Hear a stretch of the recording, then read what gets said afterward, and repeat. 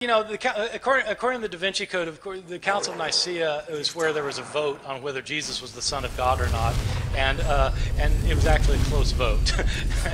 And that is completely bogus. Everything he says about the Council of Nicaea is absolutely wrong. The Council of Nicaea didn't talk about the formation of the canon, which books would go in, which books would go out. Constantine had no role to play in that decision at all. Nothing to do with it, so far as we know. So that's just. You know, that's something he came up with. There's no bearing on historical reality. Are there textual changes that affect Christian doctrine? Well, it kind of depends how you look at things. There certainly are passages that affect Christian doctrine. There are passages in which scribes changed passages to emphasize that Jesus was divine.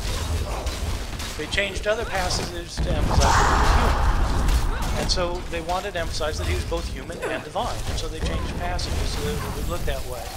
One passage in particular is kind of interesting that is directly related to Christian doctrine, is that the doctrine of the Trinity is not explicitly taught in any passage of the Bible. In other words, the doctrine that there are three gods... Sorry. Dan Brown speaking once more. The doctrine that there's one God manifest in three persons.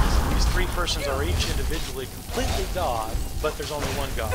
Not three gods, but one God, but not one person, three persons. So the three in one. This is not taught in any passage of the Bible except 1 John chapter 5, verses 7 and 8, in which the author says that there are three witnesses in heaven: the Father, the Word, and the Holy Spirit, and these three are one. That's a pretty explicit statement about the Trinity. Now, there's an interesting story about this passage because it doesn't show up in the Greek manuscript of 1 John. It's in the Latin manuscript of 1 John. When the first scholar to put together a printed Greek New Testament produced his work, this was Erasmus, who was a humanist from Rotterdam. In the year 1516, he put together for the first time, a printed edition of the Greek New Testament. He didn't include the verse because it wasn't in the manuscript that he had. And the Latin theologians went ballistic. And according to the story that circulated, Erasmus said, "Look, it's not in any of the Greek manuscripts." And they said, "Yes, but it's part of the Church's doctrine. You've got rid of the Trinity." And Erasmus said, "Look, if you can produce a Greek manuscript that has it in it, I'll include it in my next edition." And so they produced a Greek manuscript. And so they copied out a Greek, somebody copied out a Greek, and when they got to that point, they translated the Latin back into Greek, stuck it in, and Erasmus was true to his word, and included that in his next edition. And it was on the basis of that edition that the King James Bible translators put the Bible into English. So that's why the verse showed up in the King James translation. So yeah, that certainly affects doctrine. Now the thing is, you could argue the doctrine of the Trinity without that verse. You can argue theology without any particular verse, because theology is never just kind of rooted in a particular word or it's a bigger thing than all that.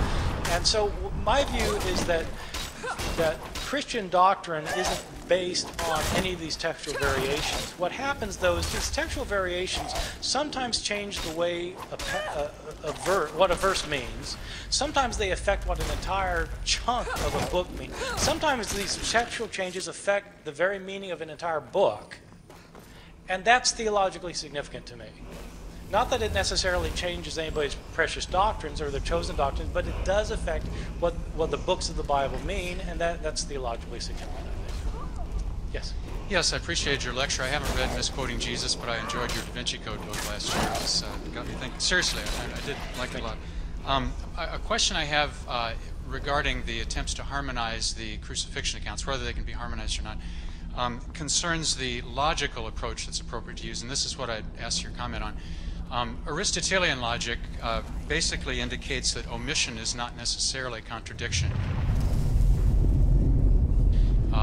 The Stanford philosophy website, I think it's the Encyclopedia of Philosophy, I forget exactly, there's a very elegant summary of Aristotle's definition of a contradiction. Basically, in my limited style, I'll just say it's a situation where you have two statements that cannot both be true at the same time regarding the same situation. The statement that Bart, Ehrman, and Bob Draugr are in this room does not contradict the statement that Bart is in this room.